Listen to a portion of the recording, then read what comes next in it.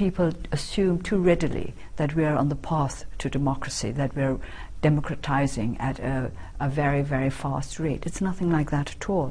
If anybody takes the trouble to read the Constitution, they will be able to understand why we cannot become a genuine democratic society with such a constitution in place. Amid all the positive developments that we've seen in the last couple of years in your country, there are also some very troubling ones, and I'm thinking particularly of this wave of ethnic violence that has targeted Burma's Muslim community. What is your view of what's been happening there? Some people are calling it ethnic cleansing. No, it's not ethnic cleansing. It's a new problem, and yet it's linked to old problems as well. I would like to make the point that there are many moderate Muslims in Burma who have been well integrated into our society, but these problems arose last year, and I think this is due to fear on both sides, and this is what the world needs to understand, that the fear is not just on the side of the Muslims but on the side of the Buddhists as well. You would accept, wouldn't you, that the vast majority of the victims of the violence have been Muslims? There is evidence that they have been systematically targeted. Muslims have been targeted, but also Buddhists have been subjected to violence, but there's fear on both sides, and this is what is leading to all these troubles. And we would like the world to understand that the reaction of the Buddhists is also based on fear. You, I think, will accept that there's a perception that Muslim power, global Muslim power, is very great. And certainly that is the perception in many parts of the world and in our country too. So there's this fear. Fear on both sides. You would accept, though, that the scale of the suffering is not equal on both sides. There are something like 140,000 Burmese Muslims displaced from their homes and living in camps. They're the ones who are bearing the brunt of this violence. I think there are many, many Buddhists who have also left the country for various reasons, and there are many Buddhists who are in refugee camps for various reasons. You will find them in Thailand, very many of them, and you will find them scattered all over the world. This is a result of our sufferings under a dictatorial regime, and I think if you live under a dictatorship for many years, people don't learn to trust one another.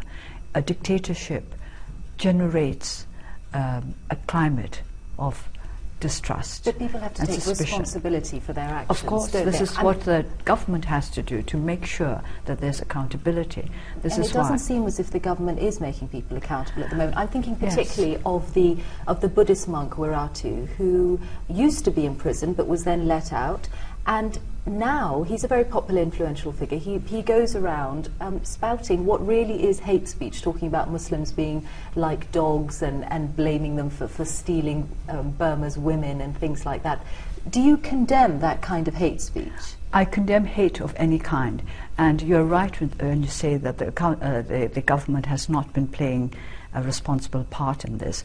And I would very much like to urge you and others to ask the government what their policy is and what they're trying to do, or what they're doing or not doing to improve the situation. We have said from the very beginning that rule of law is essential, it's imperative, because before people can sit down and sort out their differences, they have to feel safe.